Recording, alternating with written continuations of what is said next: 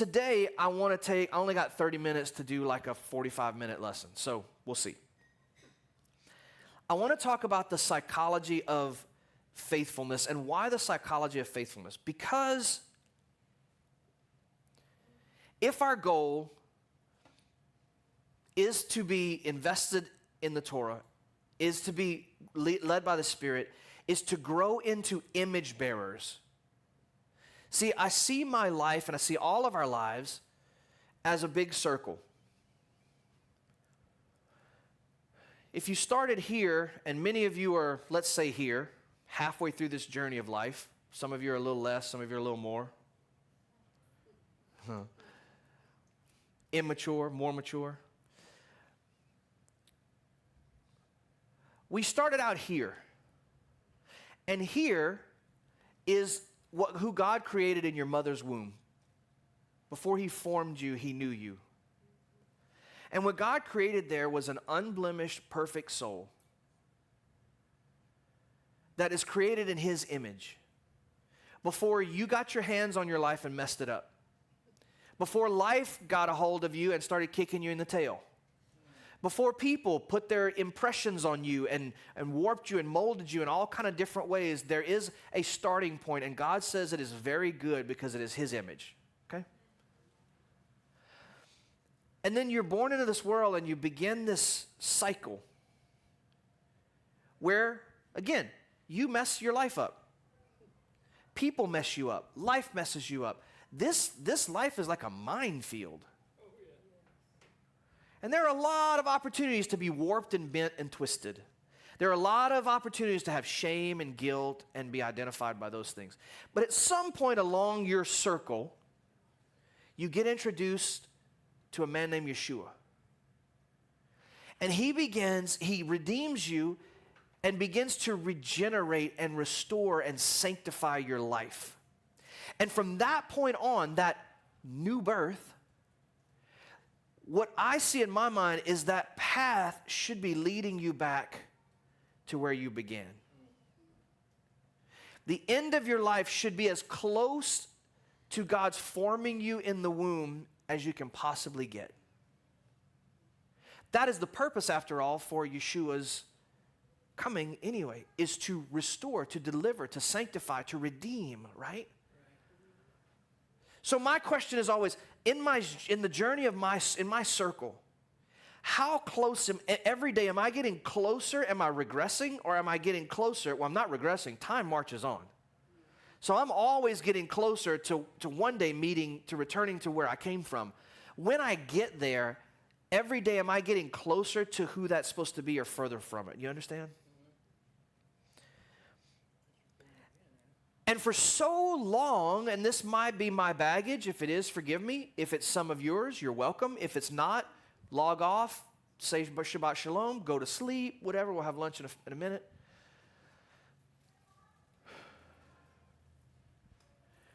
But my faith journey, my spiritual growth has been very out of my control for most of my life. What do I mean by that? Well, it's all about being led by the Spirit, right? And who says where I'm supposed to be or what I'm supposed to do? It's all in an effort to find God's will always searching to find God's will. Never knowing if I'm really found it or if is it the devil or is it me or is it God or what? And asking thousands of questions and never ever finding a destination. Always on a journey, never finding a destination. Now, in business, in your work, in our jobs, in skill sets, we have a destination. In order to maintain my position at work and maintain getting paid as an employee, I have to learn this set of skills. And by this point in time, I have to be fluent and be able to do these things because my boss requires it. In athletics, you better train to where you can hit this skill set at this time or else you're not going to be on the team anymore, right? In every other area of life, we have goals, we have plans, we have things. But in our spiritual development, it doesn't seem to be that way for most people. It seems to be that I'm saved and I'm good. I don't have to worry about it anymore. That's one attitude. Another attitude is, well, I just have to be led by the Spirit, and I'm not doing anything until God says and confirms in the mouth of 2 or 3 witnesses and breaks open the heavens and sends a butterfly or whatever the things are. And I'm at a point in my life, and maybe some of you are already been here, maybe you're not, you don't even care, you're like, what is he talking about? Where I finally want to take control of my own spiritual destiny. And people are like, whoa, whoa, whoa. You mean take control from God? Listen, that's an idiotic question. Because we talk about motivation, and we talk about, people say, well, I'm not motivated to study like you do, or like Kyle does, or like, I don't know how, I can't do these things, I can't, whatever. And the truth of the matter is that when it comes down to our spiritual growth and our effectiveness in the kingdom for God, faithfulness, and because I don't like using some of these catchwords, these buzzwords that we always use, I'm going to use the word also adherence. Adherence. Because faithfulness is kind of puffy and like, well, faithful. What is faithfulness? Adherence, though, is like, oh, I kind of know what that is. Adherence is sticking to a plan, regardless. Adherence or faithfulness is almost everything to our effectiveness in the kingdom, to our impact in the kingdom. Adherence or faithfulness is almost everything. Now, I'm going to talk about almost in a second, but I just want to read a few verses with you. Lamentations 3:22 and 23. Because of the mercies of Adonai, we will not be consumed, for his compassions never fail. They are new every morning. Great is your faithfulness. We can take God's faithfulness for granted. He'll always be there. No big deal. I don't ever have to worry about God not being there. If it's so important that God is faithful, shouldn't it be as important that we in return are faithful? Should his faithfulness lull us into a sense of, I don't have to care because God is going to be there? Or should his extreme faithfulness in our lives, you know the faithfulness that when you turned away, he was still there. When you cursed his name, you were still there. When he delivered you from something for the umpteenth time and you went back and did it like a dog to its vomit, he was still there. I'm talking about God's radical faithfulness. Does it lull us into a sense of, well, he's there, I can just relax and do whatever I want and sit on my spiritual haunches? Or does it challenge you to be more faithful in your own life? 1 Samuel 26:23, Adonai will repay everyone for his righteousness and his faithfulness. Listen to that verse. Now, it's pulled out of its context, granted. Go read the context, that's fine. Adonai will repay everyone for his righteousness and faithfulness, which is not only negative, it is. In other words, if you're not righteous and not faithful, you're going to be repaid for that. But on the flip side, if you are righteous and you are faithful, you get repaid for that. Matthew 23:23, woe to you, Torah scholars and Pharisees, hypocrites! You tithe mint and dill and cumin, and you have neglected the weightier matters of the Torah, justice and mercy and faithfulness. How you keep Shabbat, I don't care. Do you keep Shabbat in some sense? Are you pursuing that?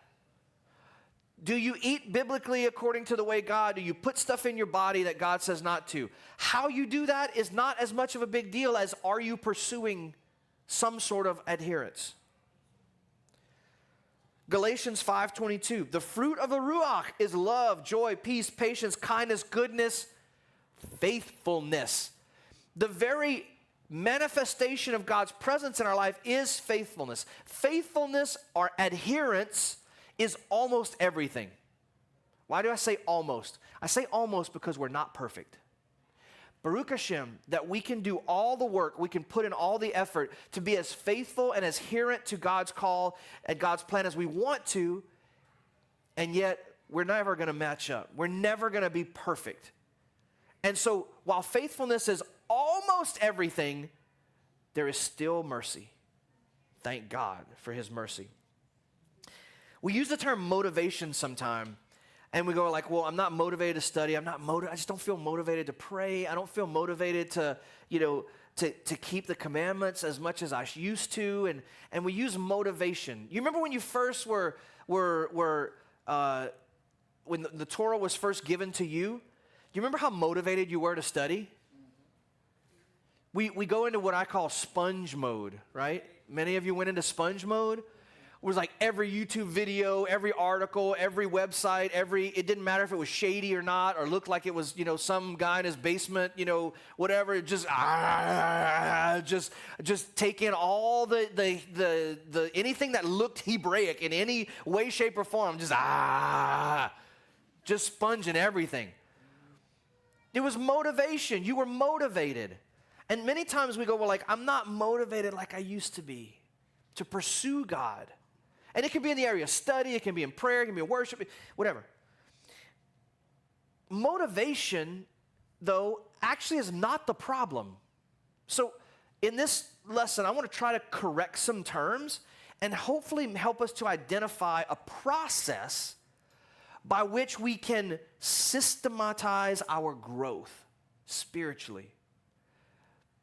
I'll get to that in a second. Motivation actually means something more specific. When most people say motivation, what they actually mean is adherence or faithfulness. It's not that you're not motivated to study. It's not that you're not motivated to seek God. It's not that you're not motivated to pray. It's not that you're not motivated to keep the commandments. It's that you lack adherence.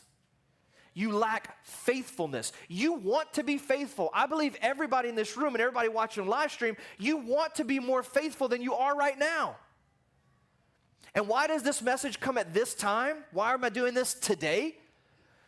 Because God spoke and said, no, because we've just left Shavuot with the things we've talked about. Where are we going? We're going to Rosh Hashanah, which is the beginning of judgment. And if you remember last Rosh Hashanah, last Yom Kippur, I challenged you. I know you all remember. Wait, I agonize over every time I speak. You guys don't agonize over every time I speak? And like you don't live it and remember it for years on end? What are you talking about? Do you even listen to what I'm saying? No. Last year during Rosh Hashanah and Yom Kippur, I challenged you and told you that this year, you didn't have to repent from all the sins that you did last year. You shouldn't have to. You shouldn't have to be in the same place that you were last year. You should have less of a list to repent for this year. You should be better in your character, better in your discipline, better in your willpower, better in who you are. You should have less and less every Yom Kippur. That's the way that the festivals are trying to work. They're trying to refine us and make us in the image of Messiah. I didn't do this year. I threatened you, but I didn't. During the counting of the Omer, I told you I was going to ask some people to testify about what they were doing. I didn't this year. But don't let it lull you into sleep. Just when you think, oh, he says it, but he's not going to do it. I'm going to call somebody out live on Shabbat and go, why don't you come up and tell us? And then you'll be in the awkward position to say no in front of everybody. It's the power of the MC, right? But we are leaving Shavuot and we're heading to judgment. You've been given the Torah and you've got basically 3 months in between Shavuot and Rosh Hashanah. You've got 3 months for God to say, I gave you this, now let's see what you've done with it. That's where we're heading. Reminiscent of something in the Gospels? That's the time we're in right now. This message comes right now because I want you to be able to stand before God and say, this is what I did with what you gave me this year. That's what Rosh Hashanah and Yom Kippur are supposed to be. Not, oh, forgive me for being a wretch. It should be, this is what I did with what you gave me last year. And you know what? A lot of that is not, quote unquote, the Spirit's business. A lot of what we do with God what God calls us to, has nothing to do with being led or not led by the Spirit, being empowered or not empowered by the Spirit, being convicted or compassionate or moved or what all the things that we say, the junk that we say in order to remain spiritually lazy. It has nothing to do with any of that. What it has to do is taking control over your spiritual growth like it would be on a job and you were responsible to learn a set of skills or else you're going to get fired. That's what we're talking about. Because Judgment Day is coming. I don't talk a lot about like this, but this is how I think about my life. So when most people say motivation, they actually mean adherence. So adherence, very simply, is the ability to stick to a course of action. And I'm going to say adherence or faithfulness. Faithfulness is the ability to stick to a course of action. That's what we're talking about. Any biblical topic, you want to research something, you want to study something, a biblical mandate or commandment or mitzvah, a practice, a scriptural passage, a history, geography, culture, any of those things that you choose to invest in will be profitable to your spiritual journey. We're like, well, what are you studying? I'm just waiting to be led. No! Stop! Stop waiting to be led and invest in something. Pick something.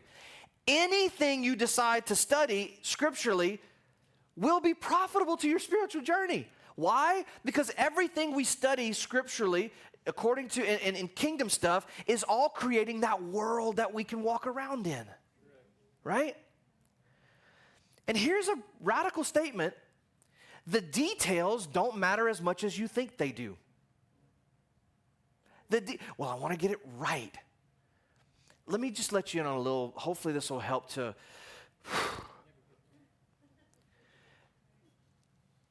There is no such thing as right.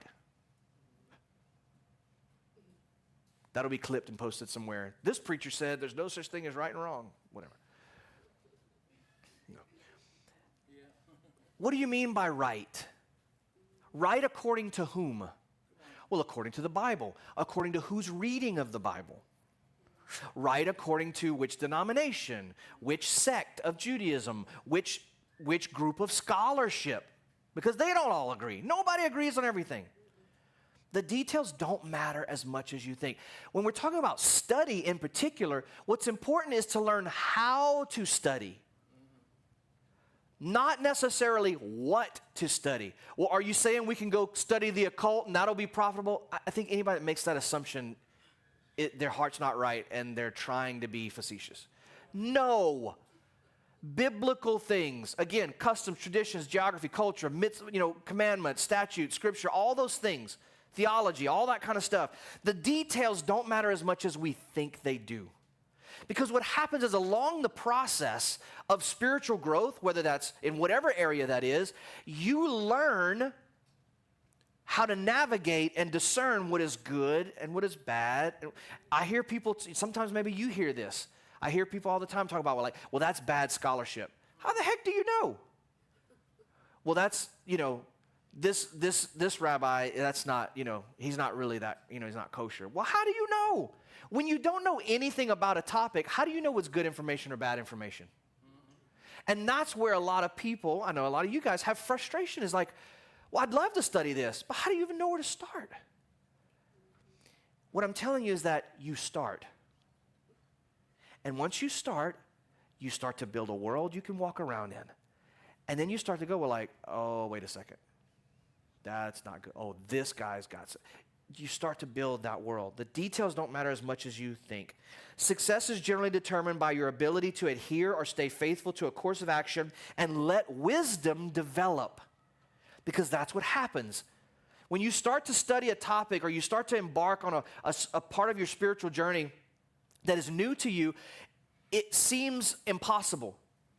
But if you have some stick-to-itiveness, and you can stick to it, I was going to get it out eventually, and you can stick to it, you become more and more comfortable as you walk it out.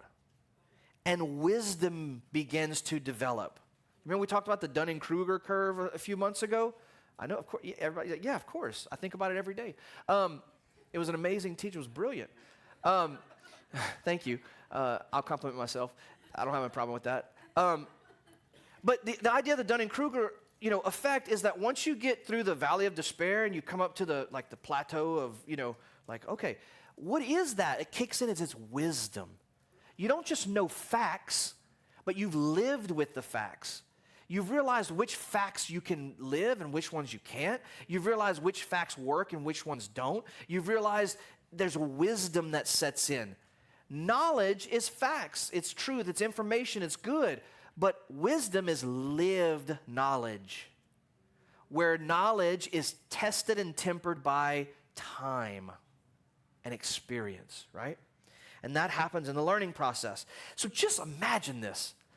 Instead of everybody sitting on their spiritual haunches, making lazy, lame excuses for not growing spiritually, instead of that being the norm in Christendom, in the kingdom, what if there was a systematic way that we could grow our level of adherence or faithfulness to God and actually have a goal of who I want to become and actually become that person?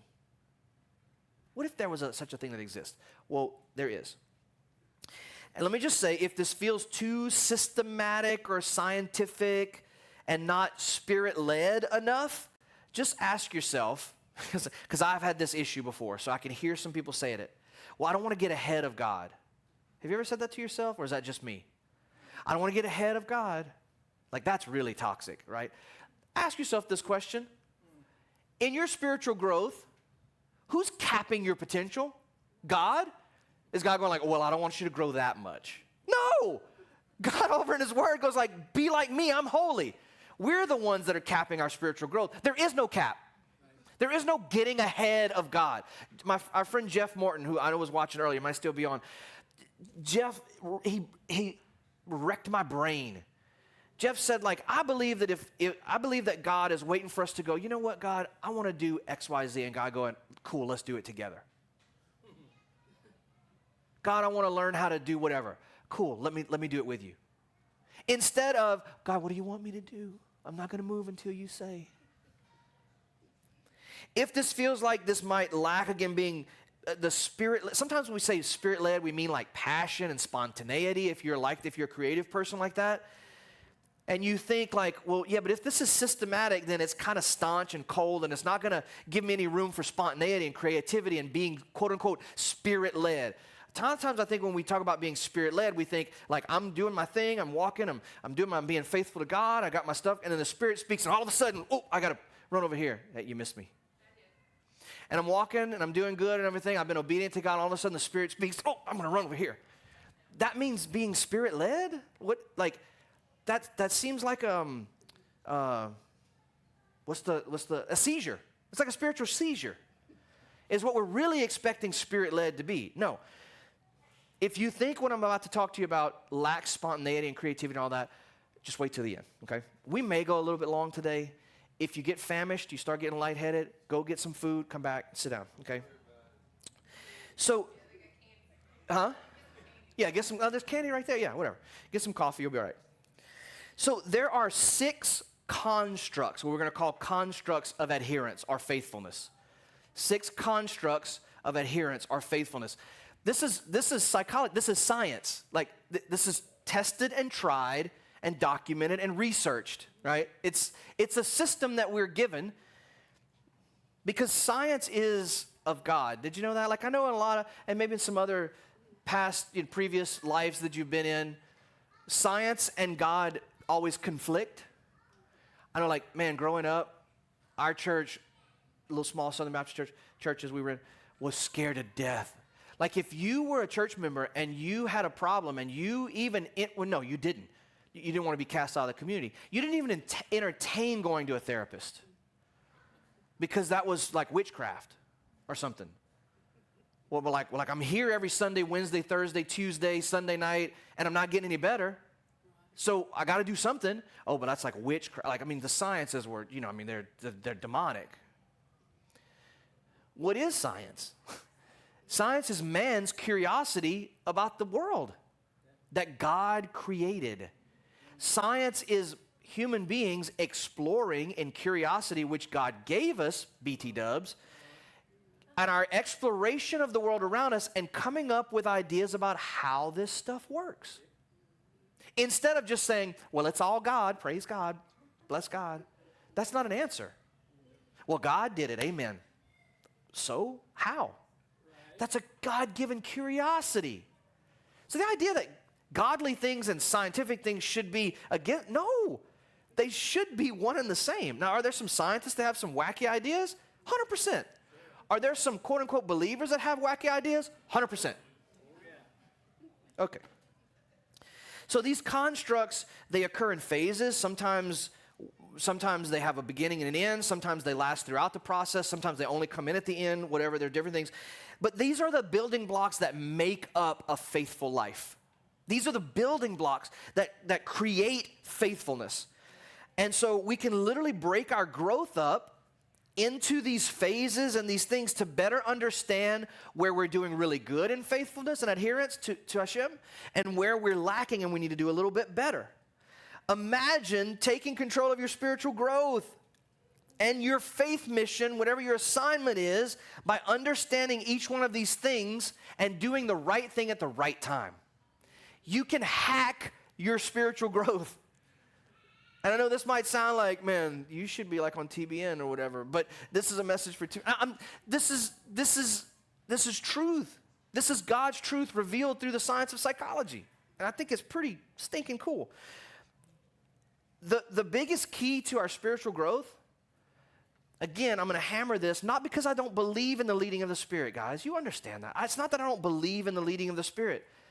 However, the leading of the Spirit and what we think that is has been so twisted and warped that we don't even know what it actually is. And therefore, the Spirit leading us is not beneficial to us anyway, because our understanding of it is warped. What's the key to all of this? Is not how sensitive you are to the Spirit. The key to this is your mindset. Your mindset. I know it's real new agey, right? It's real Joel Osteen-y. Your mindset. If this is a Joel Osteen type of message, send me the offerings that he would get. And okay. So here are the six constructs of adherence or faithfulness. Number 1, inspiration. Number 2, motivation. Number 3, intention. Number 4, discipline, which is probably my favorite one. It's not at all what you think. Number 6, habit. Number 5, habit. Number 6, passion. Okay? So we're going to go through these one at a time. Can I do it in 8 minutes? Probably not, but we'll try. And by the way, I'll post these notes to the teaching later on so you guys can have them. So let's talk about inspiration. We're going to talk about these in 4 different ways. Each construct, we're going to ask, what is it? What is it good for? What is it not good for? And then how can we enhance it or boost it? Okay, that's going to be the way we deal with these 4 ways we're going to deal with these 6 constructs. Okay, inspiration, what is it?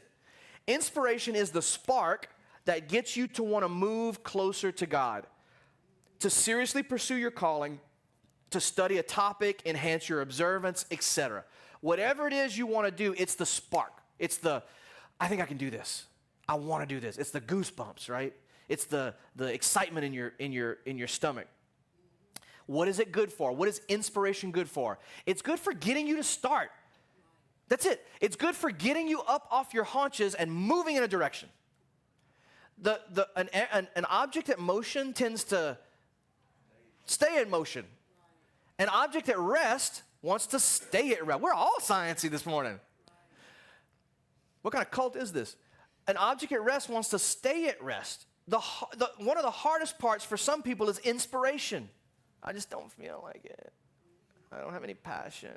And see, sometimes we mistake passion for inspiration.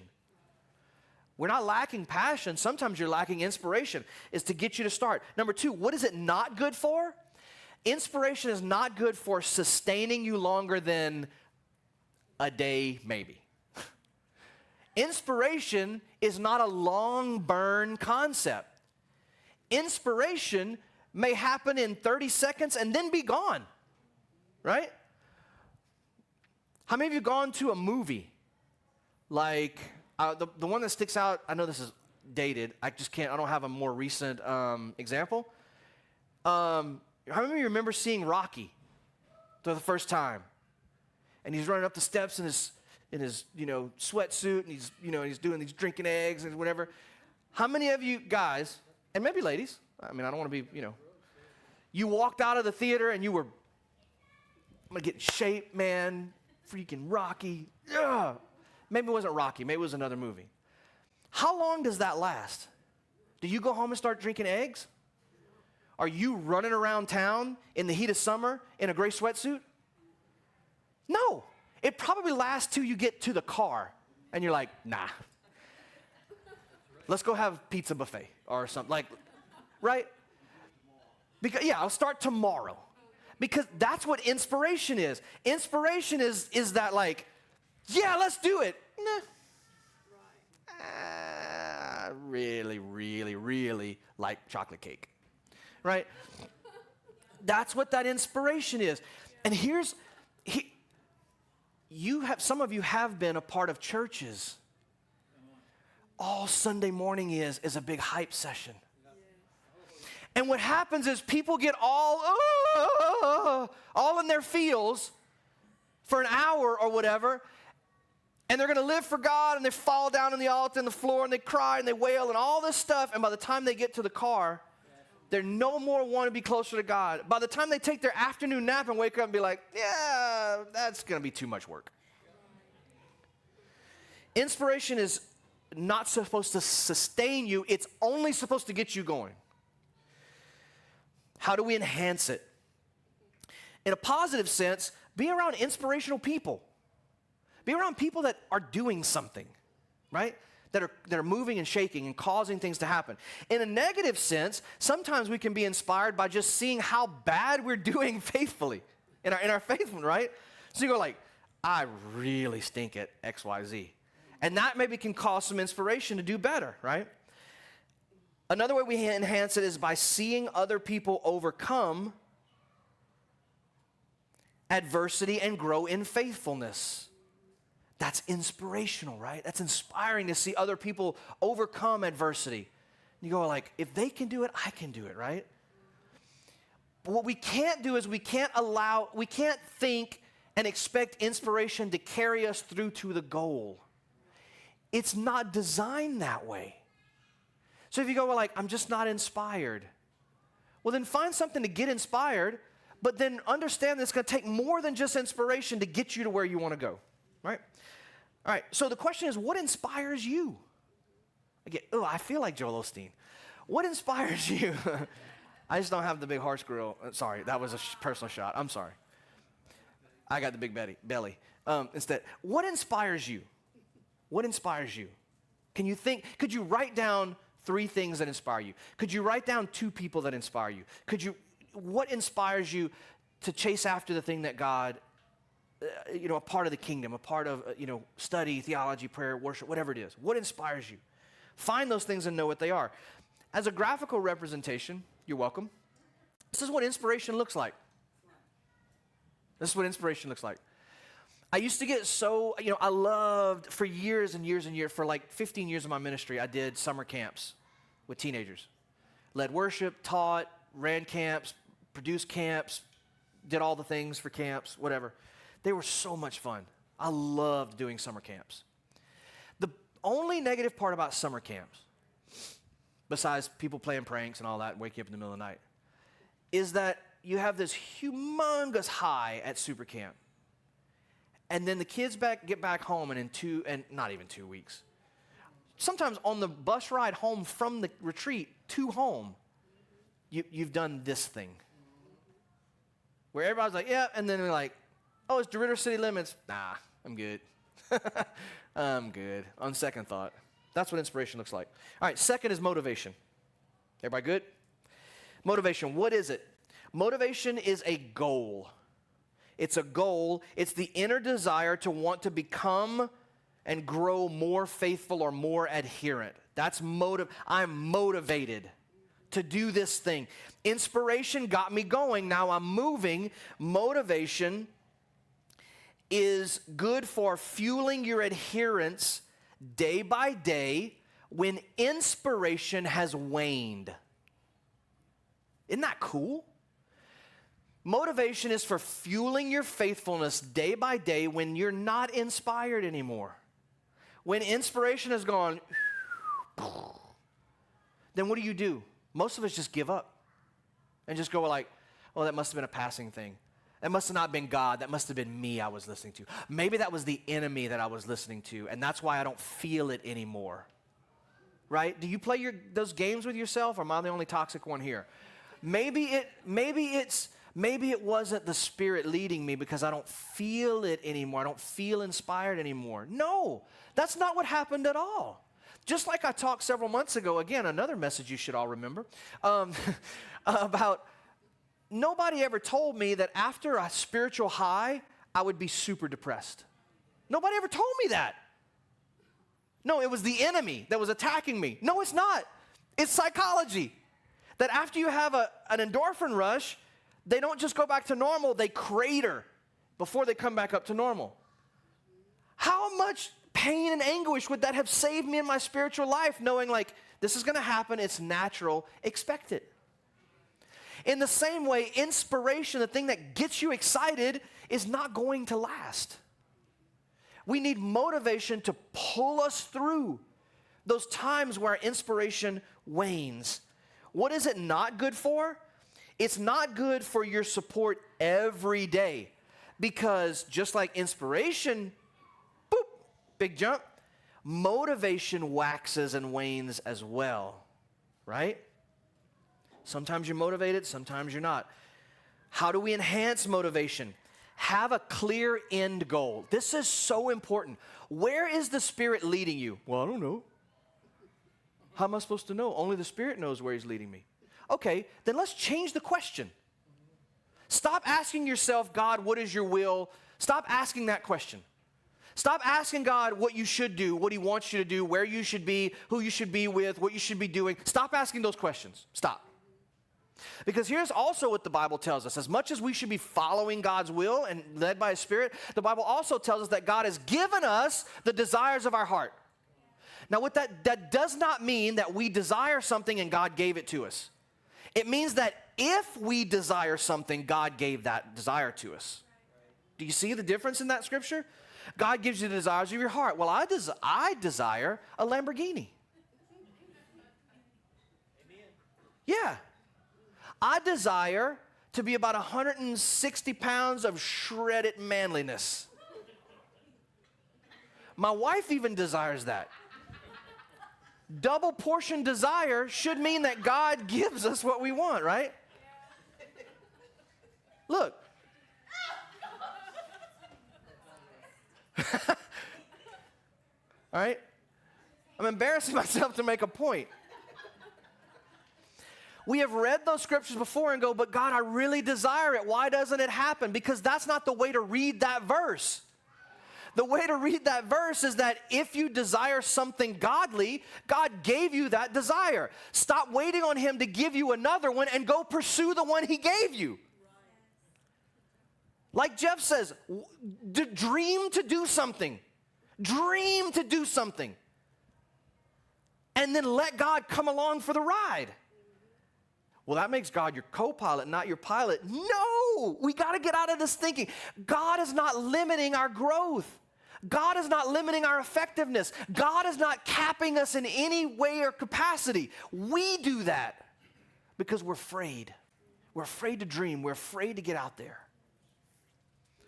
So have a clear end goal. Do you want to learn Hebrew? Great. Say in 3 months, I'm going to have the alphabet and the vowels memorized. Have a goal. You want to increase your prayer life? Good. I'm going to pray Shacharit prayer service every day for the next 3 weeks. Have a goal. I want to be able to do X, Y, and Z by this time. By Rosh Hashanah, I'm going to ask everybody, like I did with the Omer, by Rosh Hashanah, have some goals. I want to be better in this area. I want to be more faithful in this area. I want to be more knowledgeable in this area. I want to be more consistent, more adherent, more faithful in this area. Have some goals. Let the festivals that Hashem gave us be those times where you set a goal by each one of those festivals. Number 2, again, being around positive people that are motivated. Number 3, seeing positive results from others and yourself, I'll add, and letting that sink in. Seeing other people, I'm inspired by you guys all the time.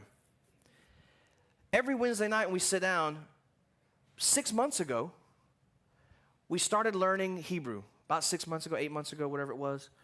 We went through a few weeks, couple months of learning Hebrew. Now, we are learning a foreign, ancient language. We miss how incredible that is, right? And you guys on Wednesday night, you learned how to read, or you're learning how to read a foreign, ancient language. And you get frustrated with yourselves because like, well, I can't follow it. It's a foreign, ancient language. And yet, Kyle was the only one really that could lead us in the Shema and V'ahavta. Now, Nikki's reading it every single week. She leads us in the Shema and V'ahavta. In 6 months, you learn how to read a foreign, ancient language. What? Like, it gives me goosebumps. That's inspiring. When somebody comes up and goes, I was reading this, I found this, it's inspiring. We need to be around people like we need each other for that. And lastly, overcome temptations and be proud of that. Motivation is enhanced by overcoming those little temptations and being proud of those things. It's okay to be proud of yourself when you're growing towards God. You should be able to look in the mirror and go, you're doing a great job. God is proud of you. Keep going.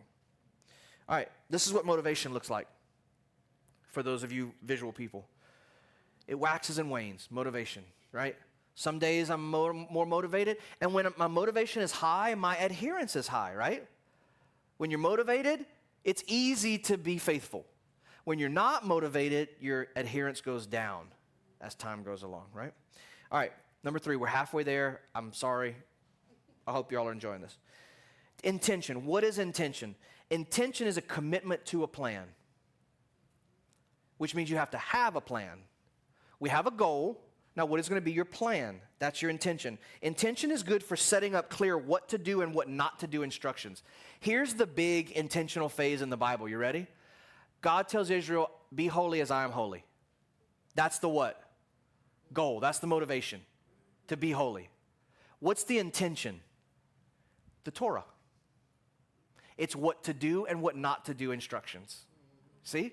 That's intention. This is baked into how God deals with us.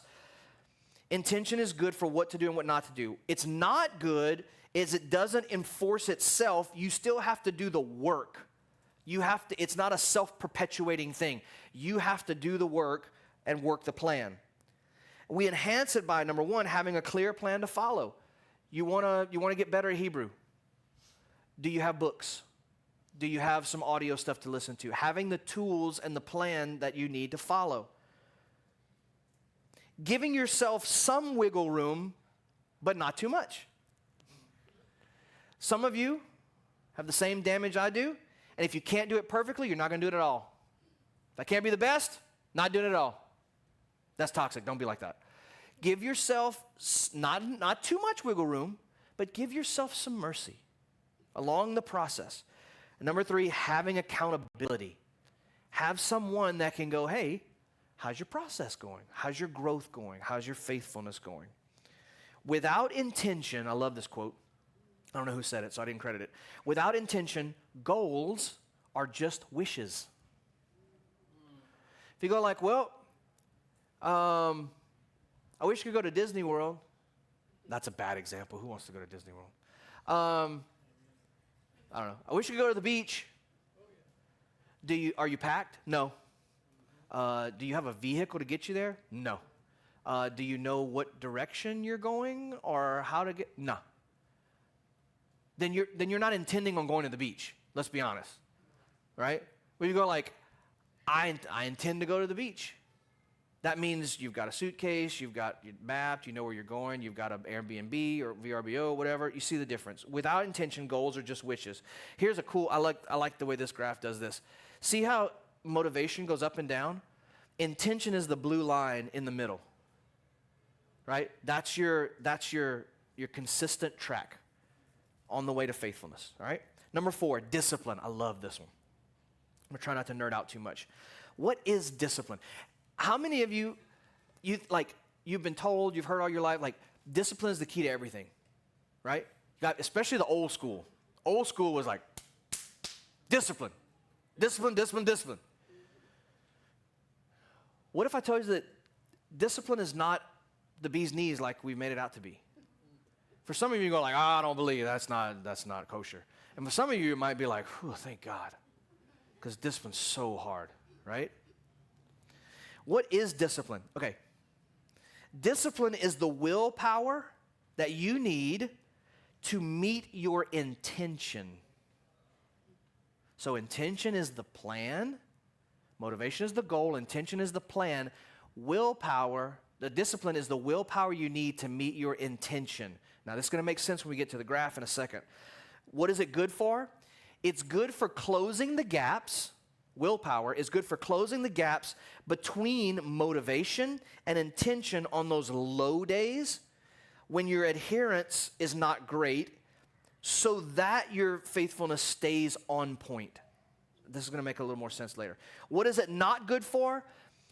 Discipline is not good for sustainable use. Now that's going to fly in the face of what a lot of us think. I got to be disciplined. I just got to willpower, and I just got to grind through it. You know? It's that grit your teeth. Heather explained it like you're running track, and I know for some of us it's been a while since we run, period. But you're running track, and you got 50 yards left, and your body's giving out, but you just grit it out. But we think we have to live like that. But just like inspiration is not meant to carry you long terms, neither is discipline. Discipline is not good for sustainable use. Willpower, and many of you will, if you'll admit this is true, willpower runs out quickly, and it needs to be recharged regularly. We need motivation to be close to good enough to our intentions for discipline to be able to bridge the gap over and over. So how do we enhance it? Number one, know that there will be hard times, and don't be surprised by it. You have a goal, and it's probably a big goal. You got a plan to get there. That's great. You know that it's not going to be easy. Just know that ahead of time. Just like knowing that you're going to be depressed after God really moves, just know there's going to be hard times along your journey. Number two, accountability is huge here. You have to have people in your life, whether directly or indirectly, that are making sure that you're still moving towards your goal. Number three, practice your willpower. Exerting willpower will make the willpower, your capacity for willpower grow, and will make it recharge more quickly. Some people have incredible willpower, like Navy SEALs, professional athletes, like they're just all willpower. Some of you on social media, you may know this guy named David Goggins. Right? His mouth is a dumpster fire, but my God, he's motivated. Like he's just like, every other word is an abomination, but good God, he can get you up off your butt and get you moving. Like he's amazing. He's just sheer willpower 24/7. Most of us are not like that though. And I was never taught that willpower is only supposed to be good in spurts. This is what it looks like in real life.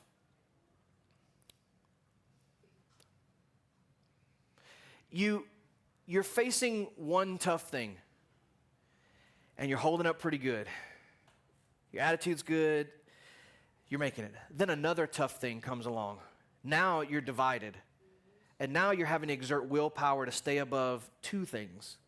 And then a third thing comes, and now your grit to just have a good character, be joyous, be godly is now split among three tough things.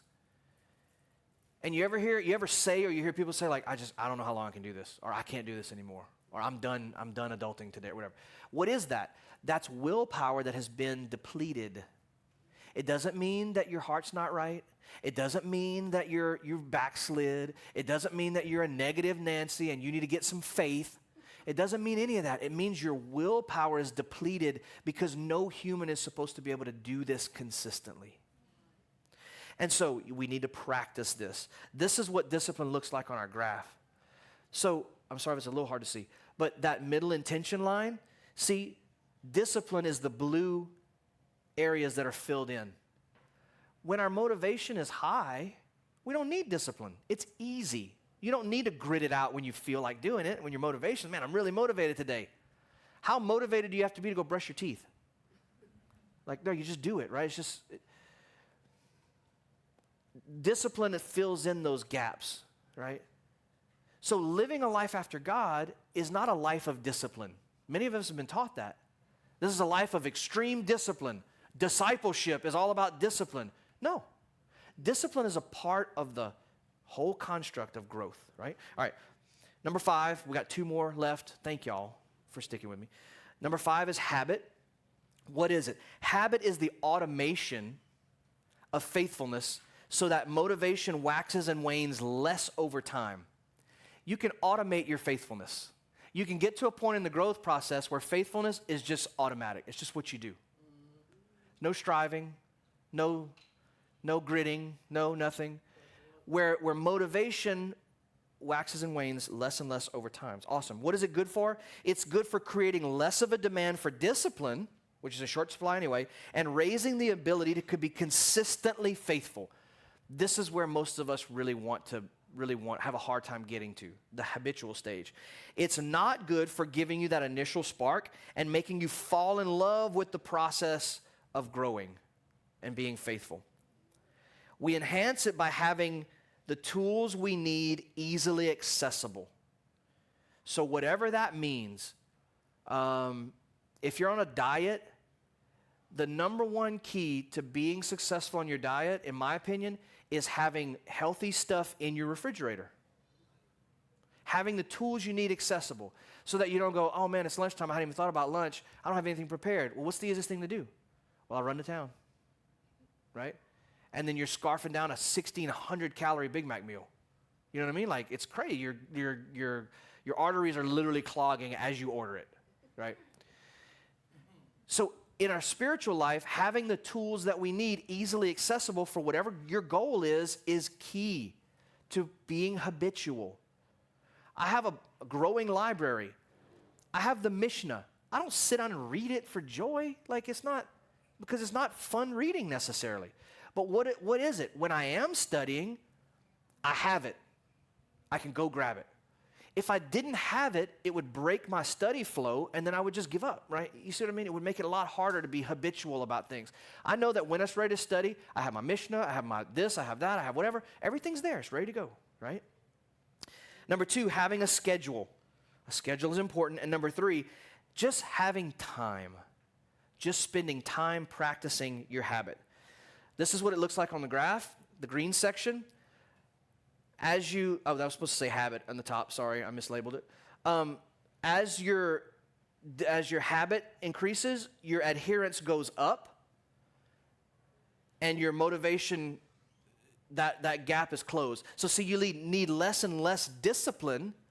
The more something becomes a habit, you need less and less discipline. Again, brushing your teeth.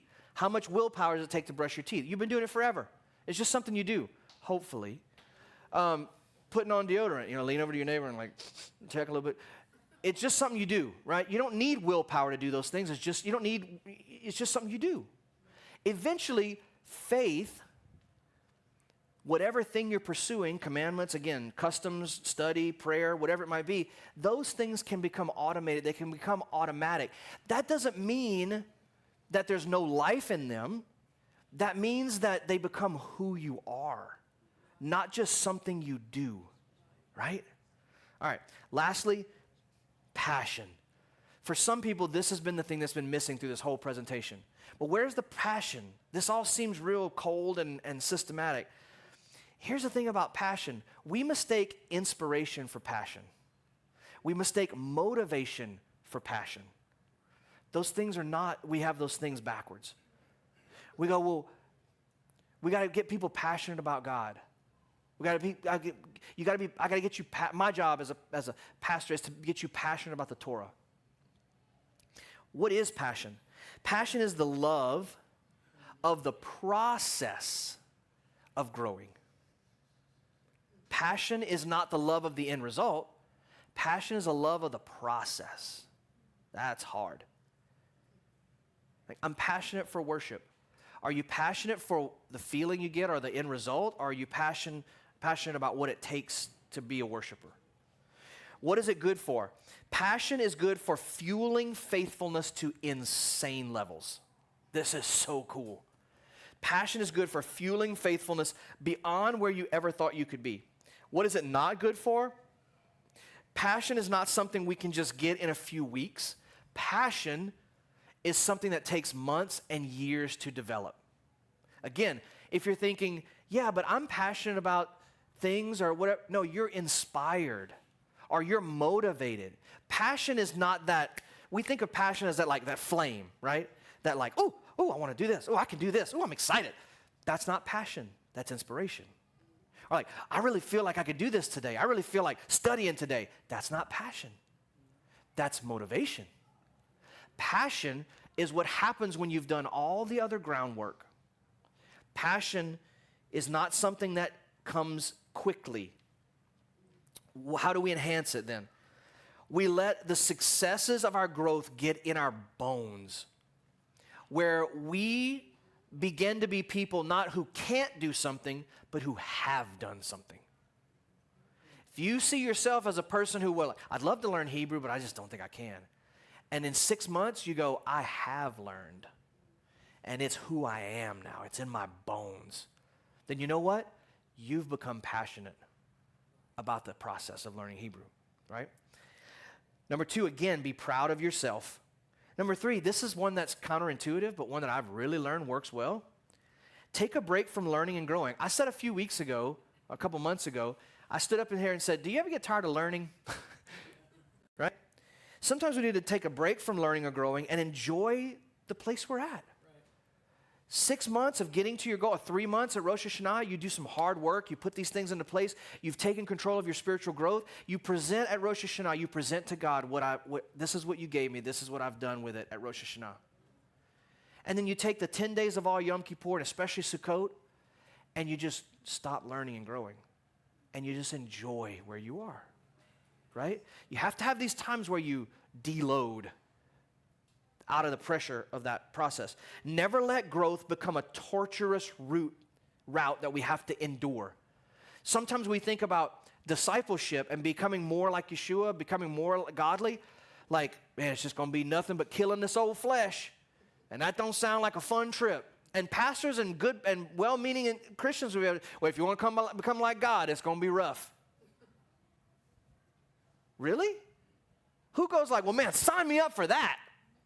I want to live the rest of my life in torment and anger and bitterness and, I want to live just gritting out the rest of my life so I can be more like God. No, that sucks.